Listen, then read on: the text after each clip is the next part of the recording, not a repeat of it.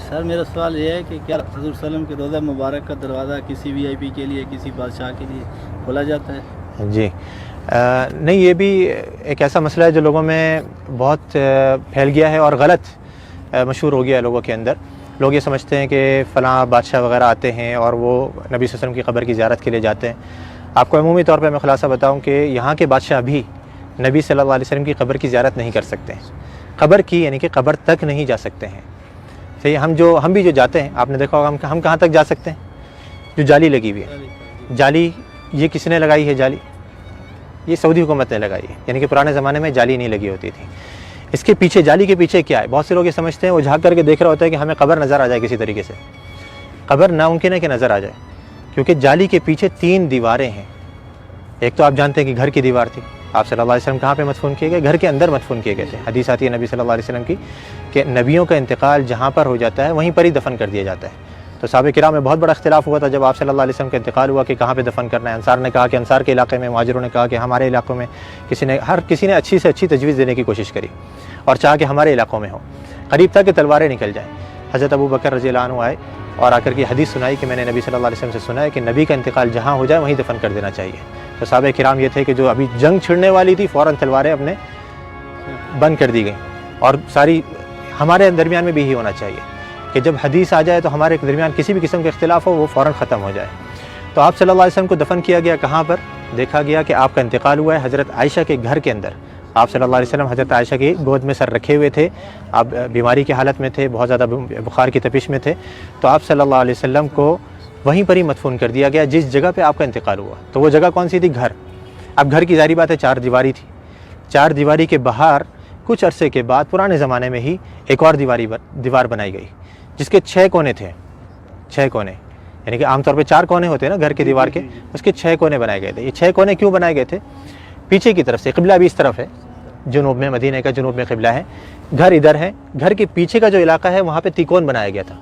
جو دیواریں ہیں وہ تیکون کر کے بنائی گئی تھی۔ کیوں تیکون بنائی گئی تھی؟ تاکہ کوئی شخص جب نماز پڑھے تو اس کی سیدھ نبی صلی اللہ علیہ وسلم کی قبر کی طرف نہیں ہو، ادھر کوئی نماز نہ پڑھ سکے، تاکہ آپ صلی اللہ علیہ وسلم کی قبر سامنے نہیں آئے نماز کے درمیان میں۔ کیونکہ نبی صلی اللہ علیہ وسلم کی حدیث یہاں پہ لکھی ہوئی، آپ نے بورڈ پہ پڑھی ہوگی کہ آپ صلی اللہ علیہ وسلم نے قبرستان میں یا قبر کی طرف رک کر کے نماز پڑھنے سے منع کیا ہے۔ تو وہاں پہ یہ دوسری دیوار بنائی گئی۔ اب 2 دیواریں بنی ہوئی ہیں، تیسری دیوار ان دونوں دیواروں کے درمیان میں بنائی گئی، اس کے باہر نہیں۔ 2 دیواریں بنی ہوئی ہیں، ان کے درمیان میں یہ تیسری دیوار بنائی گئی۔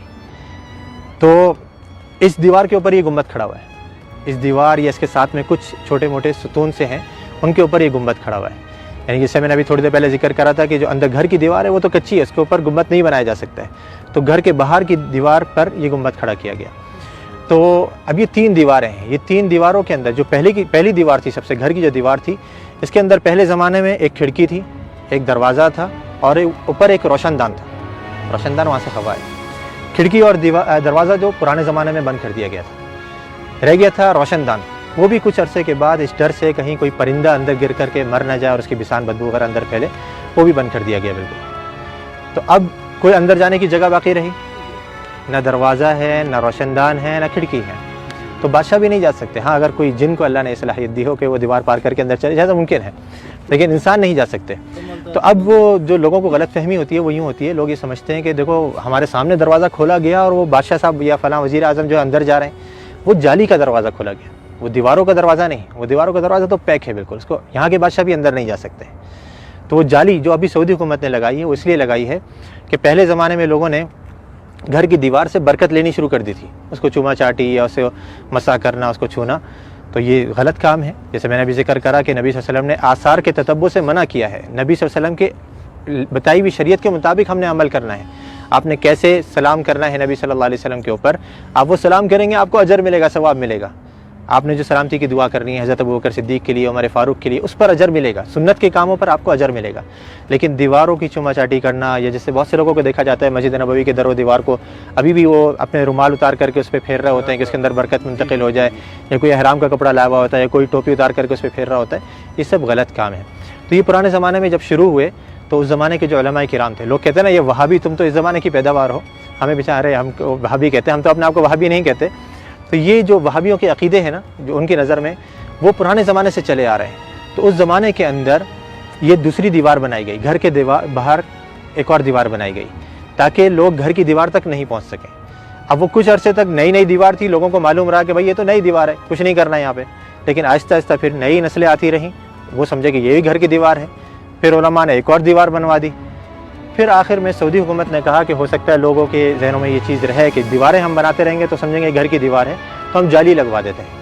انہوں نے جالی لگوائی، لیکن لوگوں نے پھر بھی نہیں چھوڑا، وہ جالی کو بھی چوما چاٹی کے لیے پھر آخرکار مجبوراً سعودی حکومت کو وہاں پہ پولیس والوں کو کھڑا کرنا پڑا یا حیا والوں کو کھڑا کرنا پڑا تاکہ وہ لوگوں کو سمجھائیں اور آرام سے بتائیں کہ بھئی یہ چیز غلط ہے، مسح جو ہے وہ آپ نے حجر اسود کا کرنا ہے، اس کو چومنا ہے، اس کو آپ نے مسح کر سکتے ہیں، یا اس سے پہلے والا جو رکن یمانی ہے اس کو آپ چھو سکتے ہیں، ہاتھ لگا سکتے ہیں۔ یہ گھر کی دیواروں کو یا نبی صلی اللہ علیہ وسلم کے روضے کو ہم نے ہاتھ نہیں لگانا ہے، بلکہ یہاں پر آ کر کے ہم نے آپ کے لیے ادب سے سلام پیش کرنا ہے، سلامتی کی دعا کرنی ہے، تو وہاں پہ کوئی نہیں جا سکتا۔